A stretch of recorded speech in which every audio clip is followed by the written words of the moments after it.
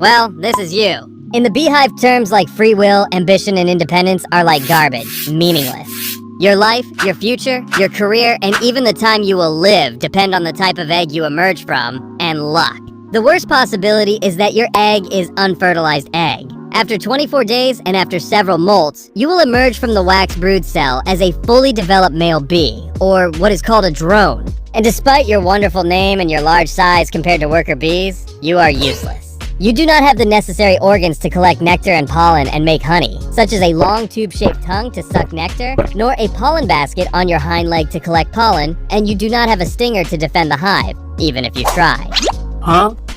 Even you cannot feed yourself on your own and depend on worker bees for that. But you have one special organ. You guessed it, it's your penis. You also have long hind legs suitable for your only task in the hive, which is to mate with the queen. On a calm and beautiful day, usually in spring or summer, the queen bee begins to fly outside and releases pheromones that attract drone bees from the hive and neighboring hives in what is known as the wedding flight or nuptial flight. She flies quickly and the drones chase her. A large number of them die in flight, and only the strong drones are able to catch up with her. One of them surrounds her with his legs and begins mating. And just like you when he finishes, his muscles relax. So the queen is able to break free and begin flying quickly again, pulling the poor male behind her until his penis is torn apart along with some of his internal organs, and he dies. This process is repeated more than once in order to obtain the largest possible amount of semen and store it in an organ called the spermatheca. The surviving males become a burden on the hive, so the worker bees stop feeding them, expel them, or even kill them in a phenomenon known as the male massacre. Even the coming generations of males are like excess blood. If there is less food in the hive, they are killed.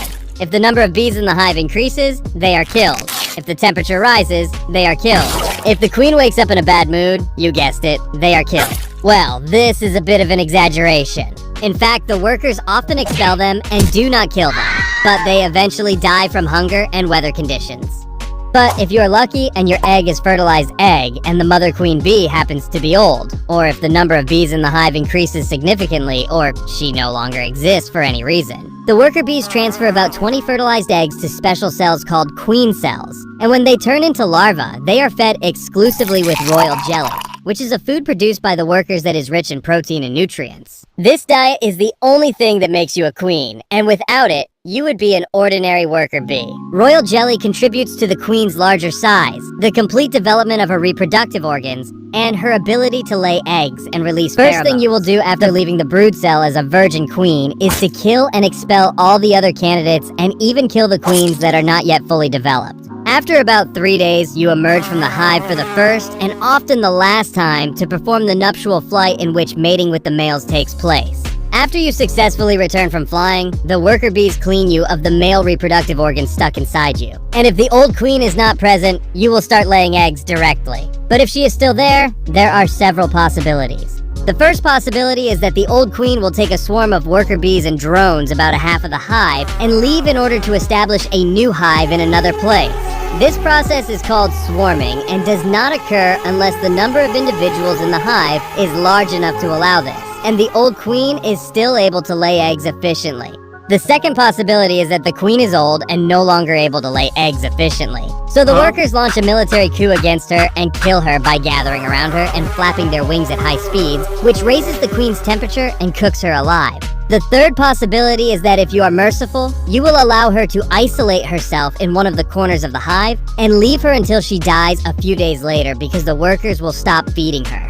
After getting rid of the old queen, you begin to lay eggs and release pheromones with which you control the hive and prevent them from raising other queen bees and prevent the worker bees from forming fully developed ovaries and laying eggs. You continue to lay eggs at a rate of about 2,000 eggs per day, and you determine whether they are fertilized or unfertilized using the semen you keep in the spermatheca. You live from 3 to 5 years until your turn comes, as it was for the previous queen. But if your egg is fertilized and the conditions are not prepared for you to become a queen, after several molts, you will emerge from the wax brood cell after 21 days as a worker bee, like most of the 30 to 60,000 bees in the hive. You are a female with incomplete reproductive organs, so it's not your job to lay eggs, but pretty much everything else is. And you will assume your duties in the beehive gradually depending on your age. You emerge from the brood cell as a complete worker bee, pale, wet, and with drooping wings. Due to your weakness, you remain still and embrace the brood cells containing the larvae, working to warm them. Meanwhile, you do not eat the honey and pollen stored in the wax cells, but rather obtain your food by begging from your older sisters as a result of the weakness of your jaw muscles. Well, it doesn't happen like that, but the older bee extends its tongue towards your tongue and a drop emerges from its crop and you lick it off. During this time, you also clean the cell from which you emerged so that it is ready for the queen to lay a new egg in it. But if the queen inspects the cell and does not like your work, you will be forced to repeat the cleaning again. You remain in this state for 3 days until your jaw muscles strengthen and you begin to depend on yourself for nutrition, as you devour large amounts of pollen and honey. On day 3 to day 12 of your life, you will be called the nurse bee, and you will know why now. On the 3rd to 5th day of your life, you begin to produce honey bread, which is a mixture of honey, pollen, and water, on which the large bee larvae that are more than 3 days old feed, except for the queen larvae, if any. On the 5th day of your life, your body begins to produce what is called royal jelly, which is what small larvae feed on from 1 to 3 days old, and queen larvae throughout the brood period, if any. You also offer it to the queen, so she extends her proboscis into your mouth to feed on it. You also take care of the queen, clean her, and care for her, and you unintentionally spread her pheromones through which she controls the hive. The pharyngeal glands that secrete royal jelly begin to gradually atrophy, and your rectum is filled with waste, so you begin to exit the hive for the first time. The purpose of your exit is to make short exploratory flights, where you fly in a circle around the hive until you identify the signs and the area surrounding you, and you also carry out the process of emptying the rectum outside the hive, as bees never defecate inside the hive.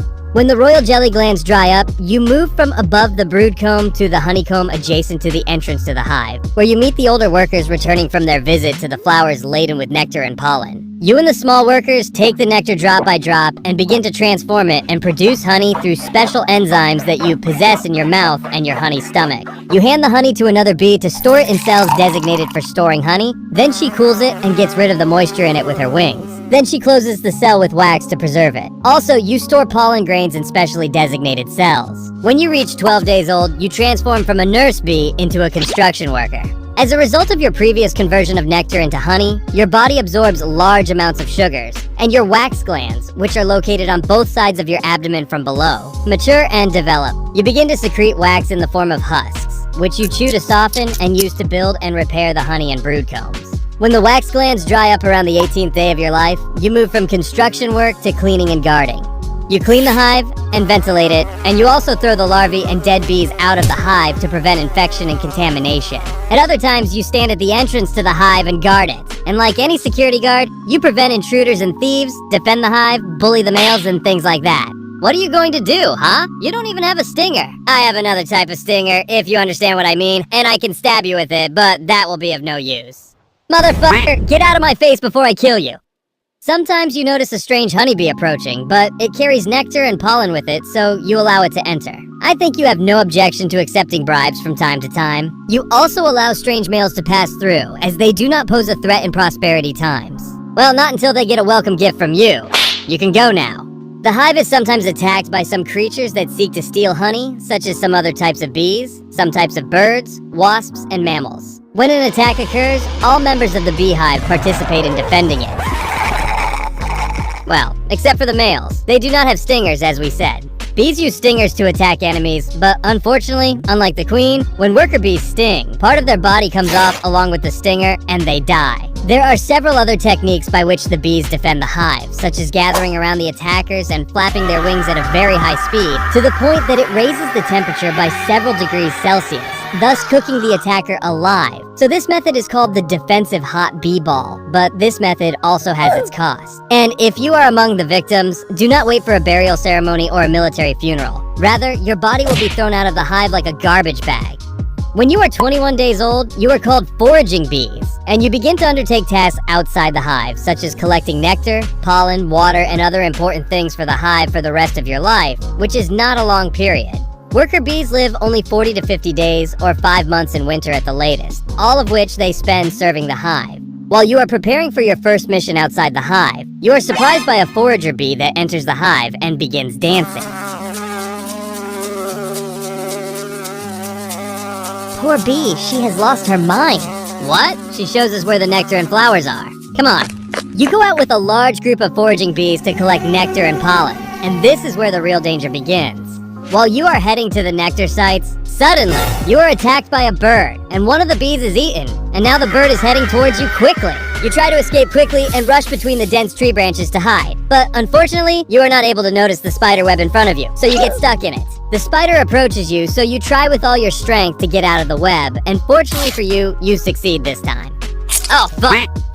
But suppose you survive and reach the places where the nectar is located. The danger is not over yet. Sometimes when the temperature rises in the summer, the nectar in the flowers ferments and turns into alcohol. If you suck this type of nectar, you get drunk and may fall and be unable to fly. And you may die for any reason in this situation. Even if you succeed in reaching the hive, the guards will not allow you to enter and will expel you, and they may tear you apart because drunk bees may cause massive destruction to the entire hive. But don't worry, these are a few cases. You can start sucking the nectar, collecting pollen, and storing it in special pockets in your back legs called the pollen basket. As you move from one flower to another, you contribute to spreading the pollen grains that are stuck in the hairs of your body through electrical charges. These same charges are what attract scraps of paper when you rub a pen with your hair and bring it close to them. When you finish your task, you return to the hive with the nectar and pollen. And the process of making and storing honey begins by the younger bees. Sometimes the temperature of the hive rises, so you have to go out to bring water on your back and evaporate it using your wings to cool the hive. Drones sometimes participate in this task, practically turning from a man into a fan. One day, the hive is subjected to a major attack by a group of wasps, and after a violent battle during which a large number of bees fall, you and the other bees are able to get rid of the danger. While examining the bodies, you are surprised that the queen is among the victims. The queen is dead! Chaos spreads in the hive, and some bees begin to leave. You decide to play the role of the hero and act and solve the problem. So you immediately transfer some fertilized eggs to the queen cells. And after the brood period passes, the new queen emerges from the cell and goes to mate. You feel proud of yourself and stand in the typical hero pose, happy with what you have achieved. Get back to work, you lazy bee!